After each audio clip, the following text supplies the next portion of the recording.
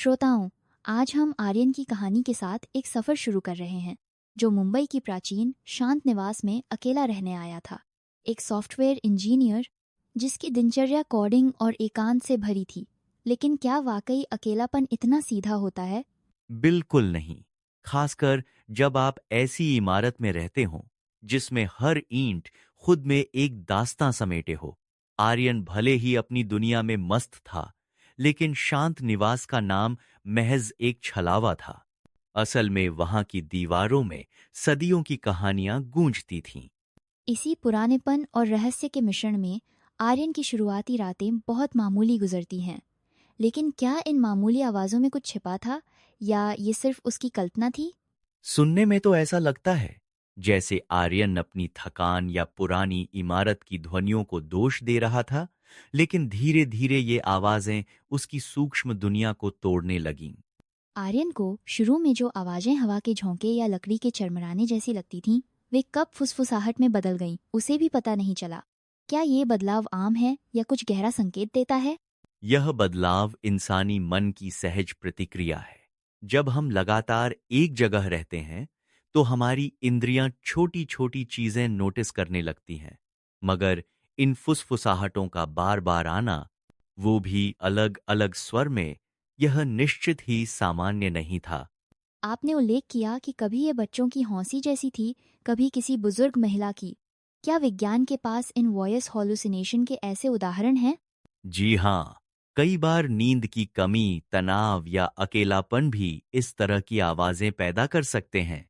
मगर चौंकाने वाली बात ये थी कि आर्यन की कहानी में ये घटनाएं लगातार बढ़ती ही जा रही थीं, यानी मामला सामान्य मनोवैज्ञानिक से कहीं आगे जा रहा था। आइए अब उन अजीब घटनाओं की बात करें। कलम का जगह बदलना, मग का गायब हो जाना। क्या ये सिर्फ आर्यन की भूल थी या कुछ और? कई बार हम खुद को दोषी ठहराते हैं, जैसे आर्यन ने किया। शायद ज्यादा कोडिंग से दिमाग पर असर हो रहा है। लेकिन बार बार एक ही पैटर्न रिपीट होना और चीजों का अपनी जगह से हटना, यह किसी पोल्टरगाइस्ट व्यवहार की ओर इंगित करता है, जो पैरानॉर्मल रिसर्च में खासा चर्चित है। क्या कोई वैज्ञानिक अध्ययन है जिसमें इस तरह की घटनाओं को डॉक्यूमेंट किया गया हो? हाँ, 1970 के दशक में कनाडा के फैंटम मूवमेंट शोध में सामने आया कि ऐसे घटनाक्रम खासकर एकांत और तनावग्रस्त लोगों में ज्यादा पाए जाते हैं। मगर आर्यन के मामले में पैटर्न और कंट्रोल दोनों उसके हाथ से बाहर जाते दिखे। अब आते हैं कहानी के सबसे आधुनिक और डरावने हिस्से पर। आर्यन के स्मार्ट डिवाइस अपने आप एक्टिवेट होने लगे। गूगल होम खुद पुराने गाने बजाने लगता, लाइट्स झिलमिलाती। क्या यह टेक्निकल ग्लिच हो सकता है? स्मार्ट डिवाइसेस में बग या सिग्नल इंटरफेरेंस आम है, लेकिन अगर ये घटनाएं हर रात एक ही पैटर्न में हों और उसमें पुरानी चीजें शामिल हों, जैसे पुराने गाने, तो यह सिर्फ संयोग नहीं हो सकता।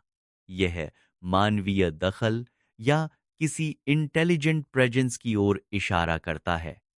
क्या आपने किसी केस में देखा है जब टेक्नोलॉजी किसी अलौकिक घटना का माध्यम बनी हो?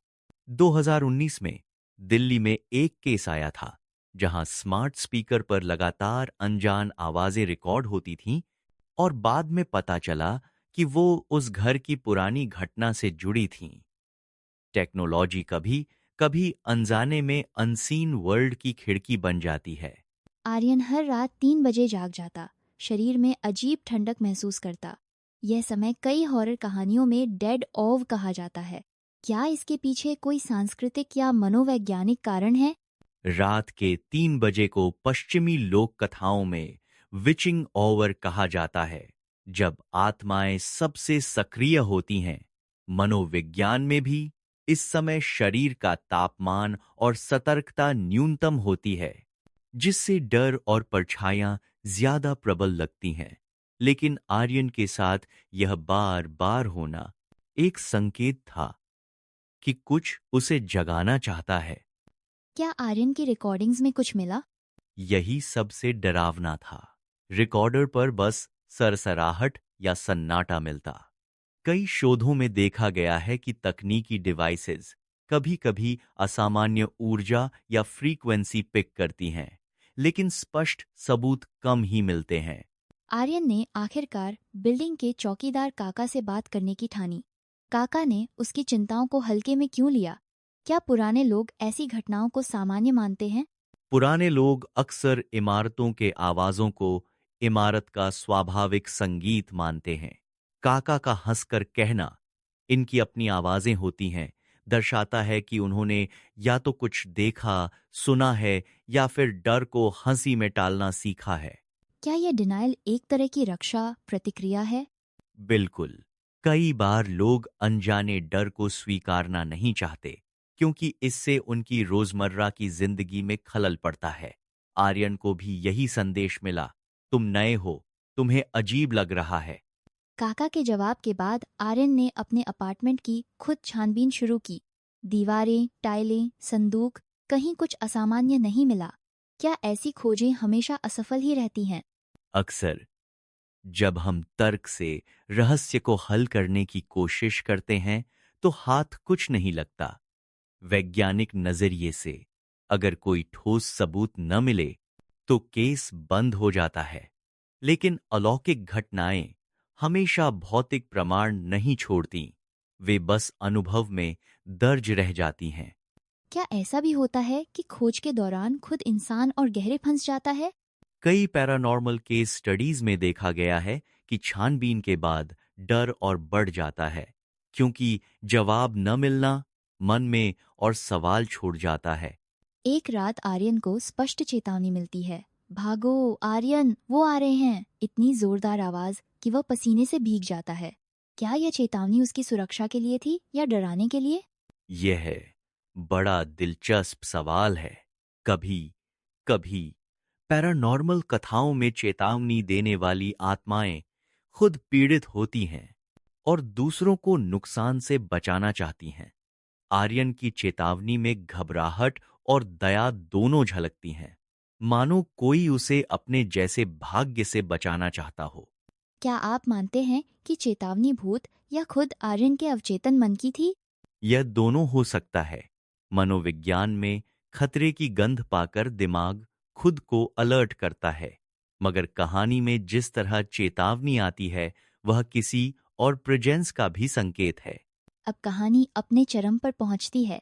आर्यन को संदूक में एक पुराना मुड़ा हुआ कागज मिलता है, जिसमें एक गुमशुदा बच्चे की सूचना और उसका नाम दर्ज है। क्या यह महज संयोग था या नियति? यहां कथा की सबसे बड़ी परत खुलती है। ऐसी घटनाएं जब इंसान खुद के अतीत से टकरा जाता है, मन में कई सवाल छोड़ जाती हैं।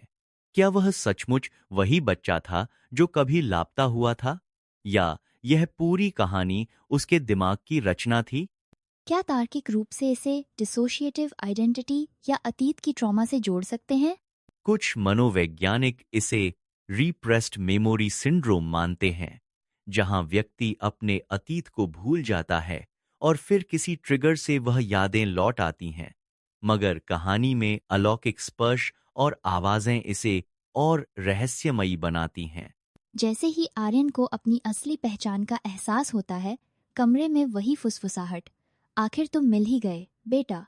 और फिर बर्फीला स्पर्श। क्या यह स्वीकार्यता है या कोई फाइनल चक?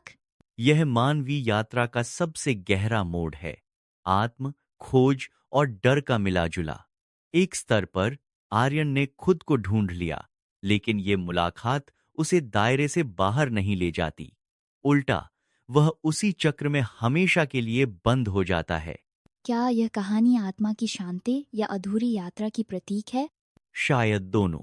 कई कहानियां बताती हैं कि जब तक इंसान अपना सच स्वीकार नहीं करता, उसे मुक्ति नहीं मिलती।